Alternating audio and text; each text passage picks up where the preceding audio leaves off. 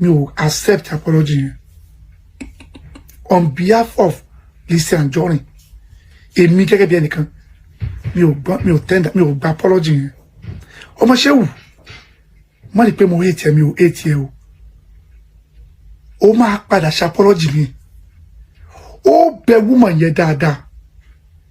pé kó má bínú èyíká tẹ́mi ń sọ fún ẹ jẹ́ kó yé ọmọ ṣùgbọ́n àwọn fáǹsì ẹ̀ tán ṣépè yẹn èmi ò rí tí wọ́n rò torí dàbí mo ṣe dà ní wọ́n ará abítán ló ń ṣépè àwọn ló sọ de lépè. ẹ̀yin èèyàn wa arákùnrin yìí ó ti reject apology arákùnrin tí a mọ̀ sí ọmọ Shehu bí ó ṣe sọ̀rọ̀ sí Lizzy Anjorin tí wàá padà wá apologize arákùnrin ní wípé ó ní apology náà ó ní kò wá accepted on behalf of Lizzy Anjorin ó yá ẹ jẹ́ ká gbọ́ nǹkan tí arákùnrin yìí sọ. nígbà tí mo drop fídíò mi kò yẹ mo rí pé nǹkan tó ṣe ò tọ̀nà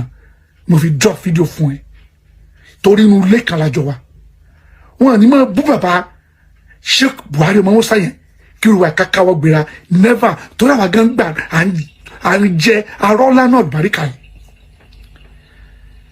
tí a bá wá ń fa àlùbáríkà ẹ̀ mí gẹ́gẹ́ bí ọ̀nà ṣe fi mí tó fi ń gbà nǹkan gbowó tó lọ gbé bá bàbá náà then má lọ pààrọ̀ gìtà lọ gbé bá ń lé bàbá yìí ti dàgbà kọjá kó wá máa rí pé ibì kan sìn gbogbo nǹkan tó ń ṣe bẹ́ẹ̀ kó máa bó òun lọ ìyẹn lèmi tí a sọ fún ẹ mo rí gbogbo àmì sí ṣépè lóríṣiríṣi èpè tí wọ́n ṣe yẹn kò jọ èmi lójú ó kì í sìn ẹni ara bí ń ṣépè Lizzy Anjorin ṣépè ó ń ṣépè gbọ́n ṣépè àwo mo béèrè nu first video wípé ṣó ṣépè fún wa tó lọ bá kí lọ bá sí ṣe mọ iye èpè tẹ ṣẹ́ fọlọ́dì mi lánàá mo wo fídíò kan mo fídíò mi lọ́dọ̀ Popsi lẹ́yìn tó wà UK yẹn ẹ wo iye èpè tẹ ṣẹ́ ń bẹ̀ ó lé ní 1000 bẹ́ẹ̀ ṣe ń ṣépè fọlọ́dì mi bẹ́ẹ̀ ṣépè fáwọn ọmọ mi inú tọ̀dọ̀ tèmi gan di sí mo ṣe sọ̀rọ̀ yìí ẹ sì ń ṣépè fún mi tí mo wá click lórí orúkọ yín tí mo gbé fọ́tò yìí tí mo wá lọ ṣe fídíò oríṣi mẹ́wàá fẹ́yìn mẹ́wàá tí mo wá ṣe dá padà ìpè fún yín mo ṣépè bí mo ṣe ń ṣe fún ẹ mo ń ṣe fáwọn ọmọ yín mo ń ṣe fẹ́ bí yín ó lọ bí mẹ́wàá ó dọ̀la mo tún mọ̀ mẹ́wàá mi mo tún sọ ẹ bá sọ mi lórúkọ o ẹ nàbí dán èlépè kódà ẹ lọ kọ nísì òun àti sílẹ̀ kan ẹjọ́ fẹ́ra wọn èyí tẹ́yìn iṣẹ́ fẹ́mi yẹn ṣáàdúrà lè ṣe fún mi lè ṣe fún mi kí n fi dàbí mo ṣe dà níyìn olùfíà pé nǹkan tó bá sọ ẹ́dì náà wọ́n tó fi bú ẹ ẹ tẹ́ ń pèlè lépè yẹn ẹ̀yin lẹ sún débi lépè ẹ̀yin lẹ sọ́ dépè woman ẹ tí wàá bẹ̀ lórí ara yín tí wọ́n wá ṣépè fún yín tán tó gbọ́mọ yín ṣépè tó gbẹ́bí yín ṣépè yóò wá sọ kínní kan á ní àyàfi àdàbí tó bá jẹ́ pé mi ni mo kọ́kọ́ wá bá ẹ tí rí ni èpè dẹ̀ jẹ́ tó bá wù èpè ṣùgbọ́n tó o bá ti wùwà èpè ó jà ẹ́ sọ fún àtọ́ kọ́kọ́ lọ bá tó bá ṣe títí ẹ̀ fún ẹ dá padà lọ ṣe fún náà ó bú mi olólórí burúkú ní lọ́lọ́dì mi àwọn ọmọ olódì mi kò ní jẹ́rìí gbọ́ nǹkan tó ṣe fún mi o inú kọ́mẹ̀ntì ẹ̀ tí n bá dá padà fún ẹ tèmi la yóò gbọ́ ìwọ ò lè lo fídíò o lè táìpù ni èmi lè dò lórí kámẹ́rà kí n sọ̀rọ̀ wọn bá sọ mi délé pé ọmọ Shehu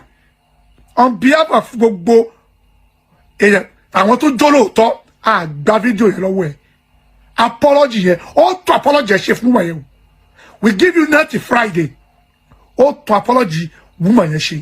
you must redo that apology torí wọ́n lọ́ọ́ bá kò yẹn sìn I myself I owe you an apology but you first ṣe normal èmi ò kì í ṣe báyìí gbogbo ètò òkè ẹ sọ pátá ẹ lè change mind mi wọ́n ọmọ Shehu tẹ́ bá pé mílíọ̀nù tẹ́ bá tẹ̀lé ẹ lórí ọ̀rọ̀ eléyìí àbòsí ni wọ́n ń ṣe tọ́ pé méjì ló dúró síbi òótọ́ ibi bẹ́ẹ̀ máa wà èmi ò kì í ṣe báyìí kò yí ẹ tó o bá ṣe nǹkan tó tọ́ wàláhì ó lè ṣọ̀la ó lè ṣọ̀túnla ó lè jọ́ bẹ́ẹ̀ ni ọjọ́ tí nǹkan gidi bá tọ́ bá ṣe nǹkan tó tọ́ tí wọ́n bá jáde fún ẹ èmi lásán máa dífẹ́ǹdì ẹ ogé pọ́ǹtì mi blọọgì àti kọra wọn jọ wọn lé ní 20 lémi lórí nítorí Bintu Raji lórí ọ̀rọ̀ wọn àti wọn àtàlájà Kaola wọn bú lèmi débi wẹ wọn dúró tọmọ yẹn mo dúró tì í mo mẹsọ pé mo gbàálẹ kó lọ́wọ́ wọn torí mo mọ̀ pé nǹkan tọmọ yẹn ṣe ọmọ yẹn ò jẹ̀bi mo dẹ̀ stand by her nígbà yẹn àwọn tó bá ti mọ̀ mí wọ́n mọ̀ pé mi ò kì í ṣe báyìí I always say tí n bá ṣe nǹkan tó bá rọǹgì